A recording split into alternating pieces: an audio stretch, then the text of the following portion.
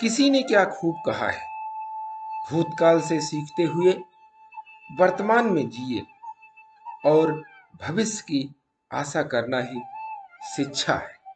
नमस्कार दोस्तों, मेरा नाम प्रेम प्रकाश पांडे है। आज अपने चैनल पर एक नई बेहतरीन प्रेरणादायक कहानी लेकर के आया हूँ। आज की कहानी से हम सीखेंगे कि अपने वर्तमान का निर्माण करने से आपका भविष्य अपने आप बन जाता है।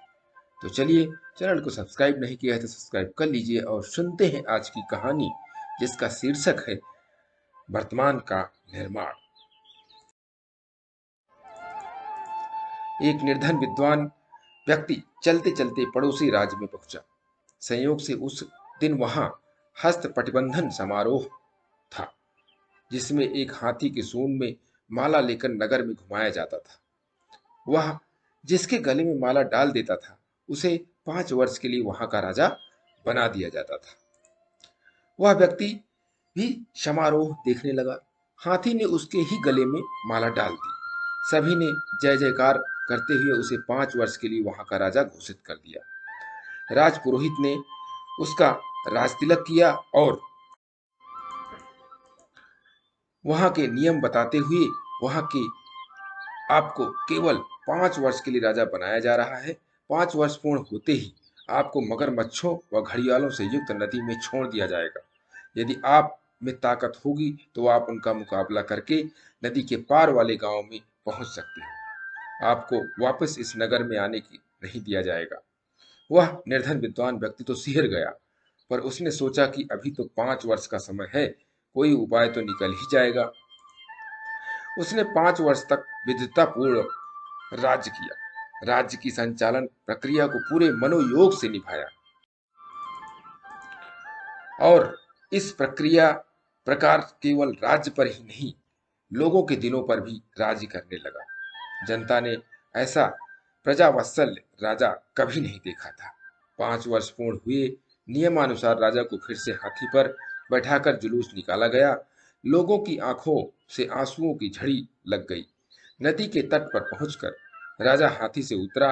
राजपुरोहित ने कहा कि अब आप नदी पार करके दूसरी ओर जा सकते हैं। अश्वपूरित विदाई समारोह के बीच उसने कहा कि मैं इस राज्य के नियमों का सम्मान करता हूं, अब आप मुझे आज्ञा दें।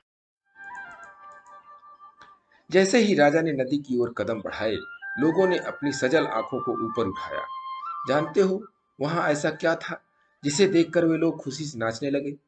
नदी पर इस पार से उस पार तक राजा के द्वारा बनवाया गया एक पुल था, जिस पर राजा शांत भाव से चला जा रहा था, नदी के उस पार वाले सुंदर से गांव की ओर। दोस्तों, क्या ऐसा ही कुछ हमारे साथ भी घटित नहीं हो रहा है? हम भी तो एक निश्चित समय के लिए श्वासों की अनमोल पूंजी देकर इस अमूल्य जीवन की बागडोर सौंपी गई है। समय पूरा होते ही हमें यह राज्य छोड़कर भवसागर के उस पार वाले लोक में जाना है, जहां से हमें फिर से इस राज्य में आने की आज्ञा नहीं।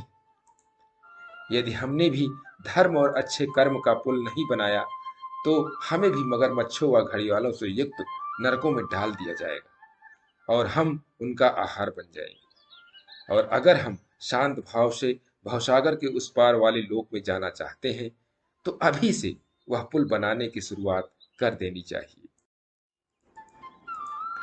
क्योंकि आयु काल का पूरा होने के बाद तो जाना निश्चित ही है।